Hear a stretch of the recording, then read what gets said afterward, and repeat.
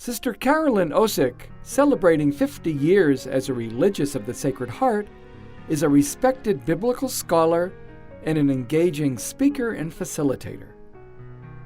With doctorate degrees from Harvard University, she taught Scripture at the graduate level for more than 3 decades and is the author of 12 books exploring the early church.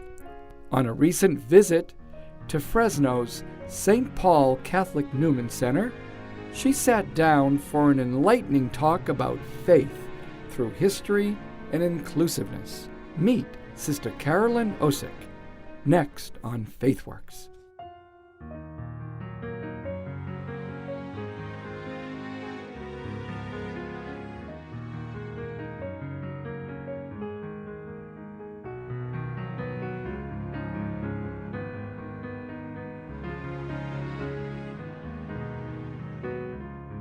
Sister Carolyn Osiek, it is a privilege to have you here today at the Newman Center. Thank you for coming and giving us such a wonderful Lenten retreat to our parish. It also gave me a chance to look up your congregation. It's a beautiful Society of the Sacred Heart. And let me remind you what you already know better than anybody. Our founder, St. Madeleine Sophie, had 2 abiding goals: to reveal to the world a God who loves us, to educate children to be a source of transformation in their world. This is in 1800. Mm-hmm. It continues on your website to say this: therefore, we consistently look for the answer to the question, who is being left out in this world today? For us to educate is an act of justice. How did that inspiration of St. Madeleine Sophie and joining your community shape your life, beginning in 1962, when you joined this community? Well, as often happens, I was educated for about 10 years earlier by the Society of the Sacred Heart. So I came to know the sisters very well, and then I went on to college in another place, actually with another congregation of sisters. But what really drew me as a child and as a high school student was the witness of their prayer, their contemplative prayer, and their spirit of community with each other. So I would say that those are the things that at first attracted me, because the ideal in the Society of the Sacred Heart is, we have this way of saying it, wholly contemplative and wholly active. And that's not an easy thing to live, but it's what we try to do. Now, what you've tried to do and done so successfully in your career as a scholar is to educate to justice, but you took a certain direction in your studies. Tell us about this passion that you have in the earliest community of our Catholic faith, our Christian church. Mm-hmm. Tell us about that, Carolyn. Well, first of all, when I was young, there was the question of a direction, an academic direction, and I was just fascinated by New Testament study and by the early church. And so that's where I got my academic training, and then was set off as a young biblical scholar to teach. And of course, at first you teach everything, and I've taught everything in the New Testament and a little bit of the Old Testament too. But there also becomes then the direction of your interest, where you have to choose where you're going to focus your interest for your research and your writing and your publication, and to a certain extent, academic life is publish or perish, and so. But I have always loved writing. But the thing that really captivated my imagination was how people actually lived in the first generations, beyond Jesus and the disciples, which is also, of course, very important, but moving on from there into the cities, Paul, and the world of Paul and the world of Acts, and how did these people actually live their lives? From what kinds of social contexts did they come? And what did they do at their meetings? So this is a thing that has really interested me, and I've written several books on it. Oh, several books, yeah. At least 12 major books about this early community, these first generations. A Woman's Place, house churches in the earliest Christianity, families in the New Testament. What are they saying about social settings of the New Testament? You've really set the tone for this. What is the most important principle that you've discovered, the most important reality that has guided you to even think how what we did in the earliest communities could be hopefully replicated in what the church is today? Well, that's an interesting question, and I have to say I had not thought of it specifically like that. But as you were asking the question, what comes to me is faith and relationship. And faith based in Jesus, based in a personal encounter, a personal relationship with Jesus, which I think was perpetuated in the churches beyond Jesus' life by teaching people about his sayings and what he did in his life. And of course, the proclamation of the resurrection, that the risen Christ continues to be with us, which then forms the relationship of the community. And it seems to me that when you read Paul's letters, for instance, and he's writing to communities that he knows and that have experienced some troubles, and sometimes he's trying to set them straight about what he thinks they should do. But you see that the relationship of love and support is something that is really crucial for him. And that, I think, is the other piece of that. The faith in Jesus, the encounter with Jesus, and the relationship with one another as the body of Christ.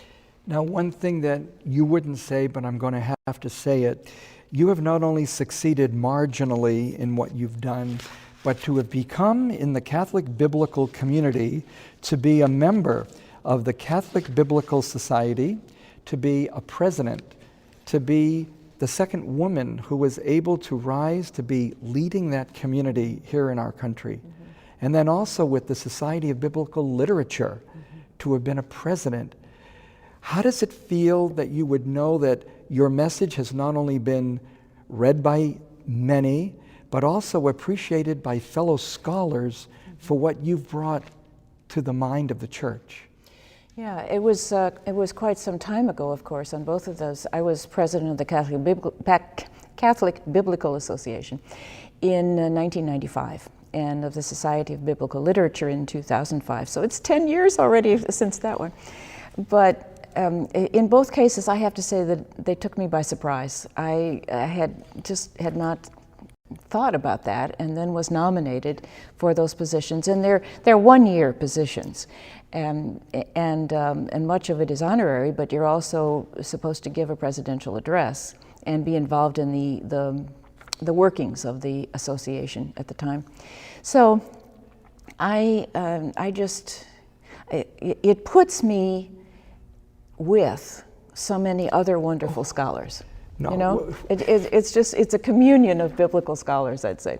And that's what the list reveals. It's just seeing so many people that we have read their books, we've studied mm-hmm. with them, under them, know them, mm-hmm. and are saying, this is the best of Catholic scholarship or Christian mm-hmm. scholarship. Mm-hmm. And to know that you have been able to carve out a real leadership position.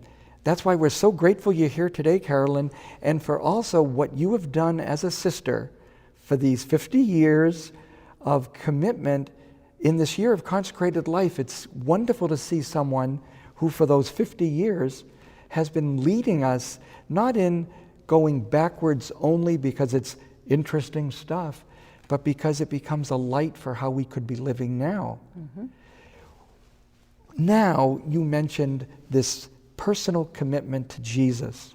That sounds like Francis all over the place. Mm-hmm. How do you see the Pope? Pope Francis. That would be Pope Francis. Mm-hmm. Sorry, I dropped his name as if he's which he is. Well, I wouldn't be sure you weren't talking about St. Francis. I know, they just blend together. Yeah. But Pope Francis has been leading us in this direction.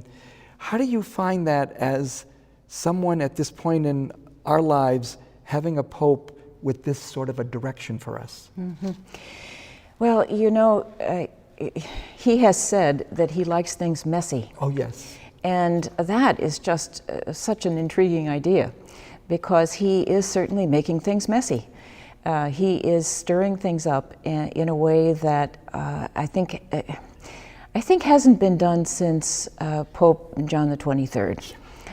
There's a real similarity there in the informality and the way in which he just does exactly what he wants to do. And just as John the 23rd was inspired to begin the council, the Vatican Council, so I believe and I hope that Pope Francis is bringing about again a really necessary change in the Church, beginning with reform in the Vatican, which needs to be done. And but that's not the only thing. I mean, his aura, his charism, I mean, the way he deals with people is just so extraordinary that it sets a tone and sets an example that we are called to imitate. When you mentioned John the 23rd, they are perfect bookends. They really are exactly these types of leaders. And they both, whether we know it or not, have the same obstacles that they were facing. John the 23rd with the Curia could not move it an inch. And what hope do you see in this moment? This would be our moment of final question before we might take a break. What do you see the Pope's chances of actually succeeding in some of this structural change? Well, he has this body of advisors, the cardinals, and that was a very wise move so that he's not trying to do all of this himself. And provided he lives long enough, he's 78, provided he lives long enough, I think that I have great hope that he will bring about some real change. KNXT TV is proud to say thank you to all its viewers who have given their support for over 25 years. And only through your support is KNXT able to provide spiritual and informative programming. Please remember KNXT in your long-term support through wills, bequests, trust, and plan giving. Your gift is important to the future of Catholic television.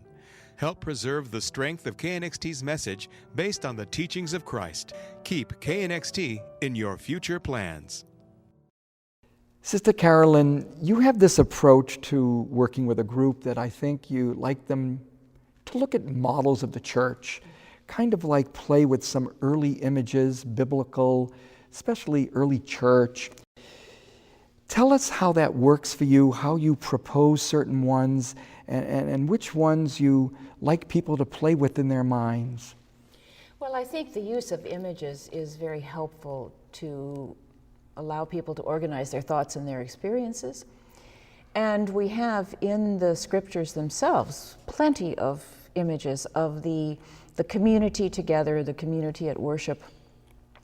Some of them, for instance, are the people on a journey that you get from the book of Exodus, going back to the Old Testament.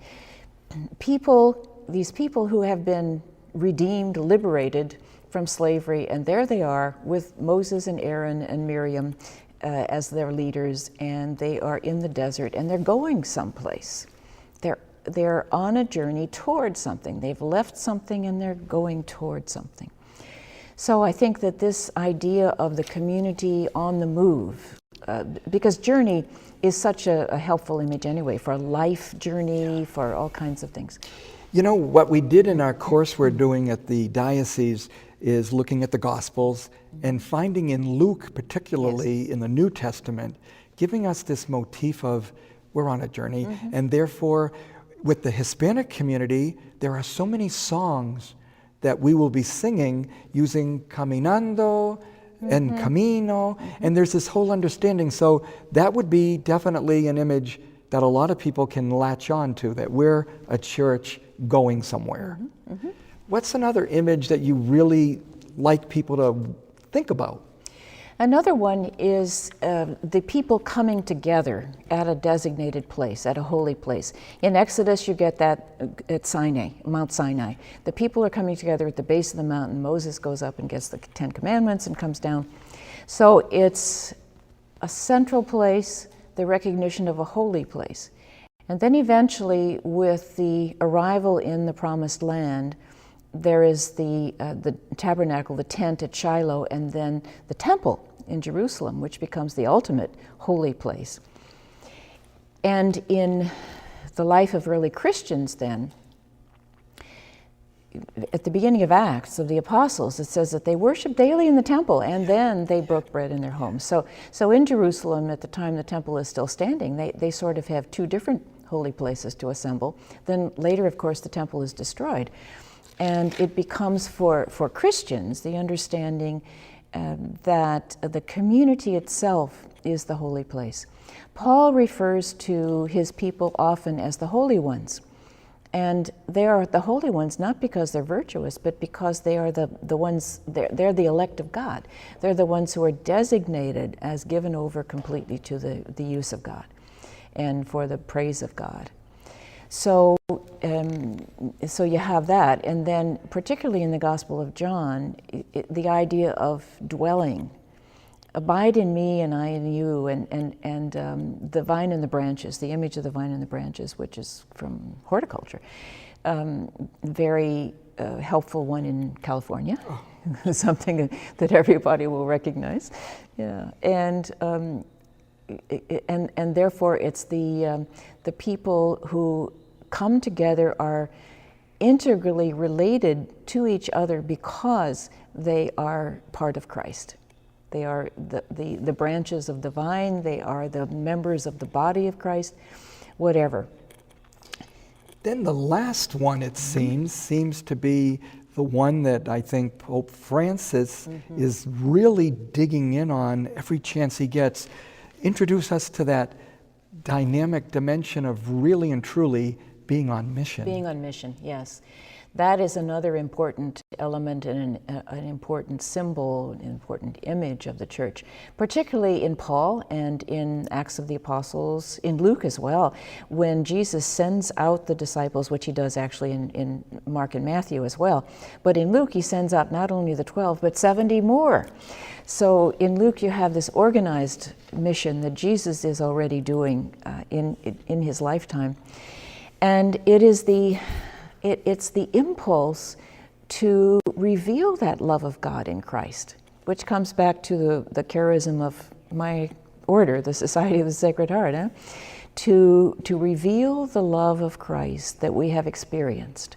And that, I think, is also a very important image for the church, this impetus to go forth. Not that everybody has to be preaching. Not everybody's called to do that kind of thing. Not everybody is called to be professional ministers or missionaries or whatever, but that in our lives every day, we witness to that love of Christ with all the people that we come in contact with. Now, this presentation that you would call part one introduces us basically to biblical images, early church, Gospels, New Testament. You have a second version of this where you kind of have people walk through the contemporary church and how we are addressing these models now. Tell us a little bit about what you do when you have a group trying to visualize a new church, a church that's becoming. Yes, I think of these reflections as becoming church because we're not there, and we're probably never going to get in our lifetime to where we would like to be. But it is a process, and one of the ways of going about this that I find helpful is it's a kind of an alternative that I'm not sure who originated this, and I don't think it really comes originally in Reflections on Church, but it's a helpful parallel. What I would call the Church of Holiness and the Church of Inclusion. Oh, yeah.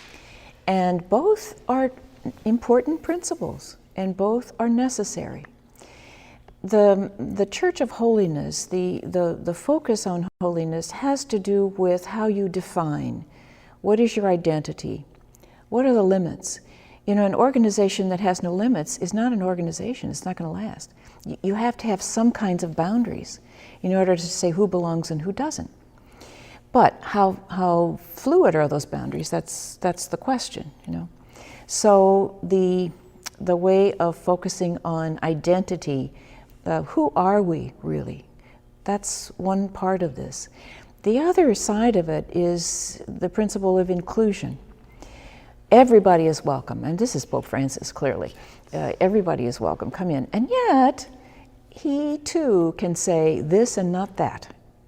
And you have to do that at some point. So it's those two different dynamics that work with each other that I think is a very interesting way to go about it. Now, one thing that might be kind of helping our congregations that are going to watch this program, where can they get some more material on what we've talked about? Is there a source you could direct us to, Carolyn, that might help people know, well, this is one place some of this could be seen in its depth? Is there one source? I think Francis's recent letter, The Joy of the Gospel, is a really good place. It's not short, you have to wade through it, but if you read through the whole thing, you will find that some of it is just inspired. Some of it he's said before and he's brought it into this. Writers do that, you bring things that you've used before. But I think that it is really worth reading in total, and that it will give some good background on this. Now, one thing that I've read recently that I just can't but share with everybody, I find the Lenten message this year was awesome. Yes. The Ash Wednesday homily, very, very good. But then when he spoke to the cardinals before the installation, tell us a little bit about what joy that brought you, as he almost charts out, this is the church, boys, this is the church that you are cardinals in. I found it exciting, exhilarating, and inspiring. Well, it was. It was, I almost want to say it was a little heavy-handed.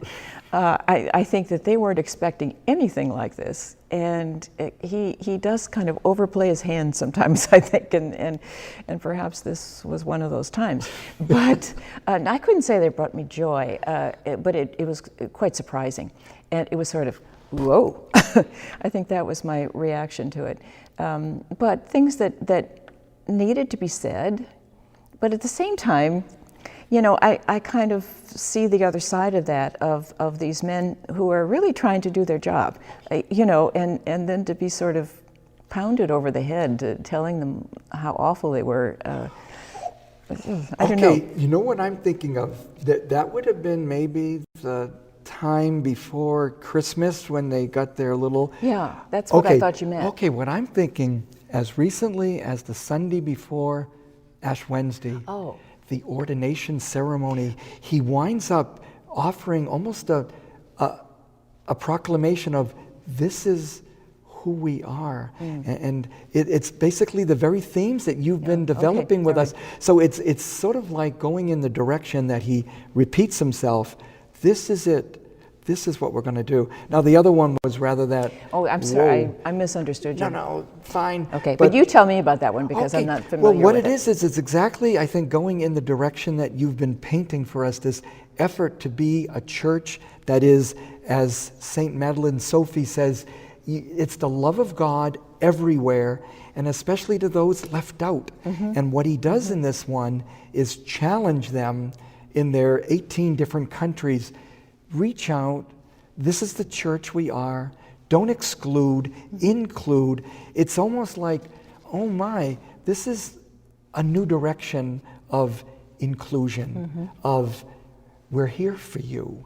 And I thought that's one that I think is well worth discovering and saying, oh my, all in one homily, because it's almost like Joy of the Gospel compressed. Light. Awesome, just compressed. We have a little bit of a chance for maybe one more issue that you might like to share with us that becomes one more thought that you think people would really benefit from hearing, Carolyn, from your 50 years of leadership, study, research, teaching at the GTU for... CTU, Catholic Theological Union. In Chicago, yes. Doing all these tremendous services to people who are now degreed, leading ministries, leading dioceses. Final thoughts you may have? That we're all in this together, and that it is what we make of it. That the effort, the generosity of every person is necessary. in order to create the kind of community that Jesus would have wanted. That would be my final reflection. Right now, you are doing a new position in your community as an archivist. And obviously, from all the work you've done, this is a shifting gears, at least a bit. Tell us how it is that you would see that as rather a continuing of your own commitment to history and to the understanding of who we are as church. So what are you doing with your Society of the Sacred Heart as an archivist? Yes, I'm the archivist for the United States Canada province of the Society of the Sacred Heart. And we have documents going back to the early 1800s. And I need to mention St. Philippine Duchesne, who was also our sister who brought us to the United States in 1818. We have original materials of hers. And I feel very, very privileged to be the curator, as it were, of these wonderful treasures of ours. And it kind of brings me back to where I came from at the beginning, you know, with the vocation to the Society of the Sacred Heart. And now with some of the skills I have, I'm living that in a new way. One last thought. How would it be that you would say you've discovered one thing about your community from back in perhaps 1818?